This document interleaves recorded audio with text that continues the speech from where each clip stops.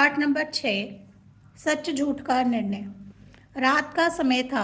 योधपुर नगर का हलवाई दुकान बंद करने से पहले अपनी दिन भर की कमाई जोड़ने बैठा। उसने गिनना शुरू भी नहीं किया था कि कहीं से दो आदमी आ गए। वे थोड़ी थोड़ी मिठाई लेकर कुछ दूरी पर बैठ गए और धीरे धीरे खाने लगे। हलवाई अपने पैसों को गिन रहा था और वे दोनों बैठे बैठे ध्यान से उसे देख रहे थे।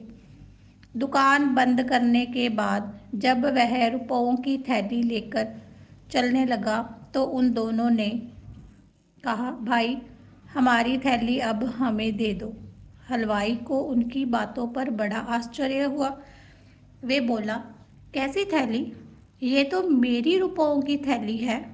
दोनों ने फिर कहा, भाई बीच शहर में इस तरह डाका मत डालो, लाओ हमारी थैली हमारे हवाले करो। ये कहते कहते दोनों उसके हाथ से थैली छीनने लगे। हलवाई उसे क्यों देता? दोनों ओर से छीना झपटी होने लगी। उनका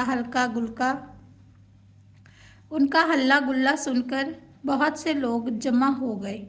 उनके आगे हलवाई कहता था कि यह मेरी दिन भर की कमाई है, इसे यह दोनों ठग मुझसे ज़बरदस्ती छीनना चाहते हैं।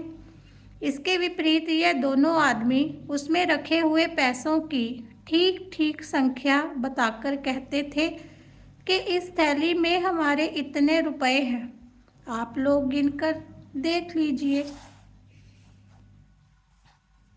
हम लोग यह थैली इसी के पास रखकर मिठाई खाने लगे। इसने उसे उठा लिया, अब मांगने पर देता ही नहीं। सुनने वालों के लिए इसका निर्णय करना कठिन हो गया कि वह थैली वास्तव में हलवाई की है या उन दोनों आदमियों की। वे लोग तीनों को पकड़कर जोधपुर नरेश राजा भगत सिंह के पास ले गए। राजा बड़े नीति कुशल थे। दोनों पक्षों की बातों से जब सच झूठ का निर्णय नहीं हो पाया तो उन्होंने एक कड़ाही में पानी गर्म करके थैली के पैसे उसी में डलवा दिए। पानी में डालते ही उनमें लगी हुई चिकनाई ऊपर आ गई। उसी से राजा को विश्वास हो गया कि वे अवश्य ही हलवाई के पैसे होंगे। उन्होंने उसी को थैली देकर उन दोनों धूर्तों को कारागार में बंद करवा दिया।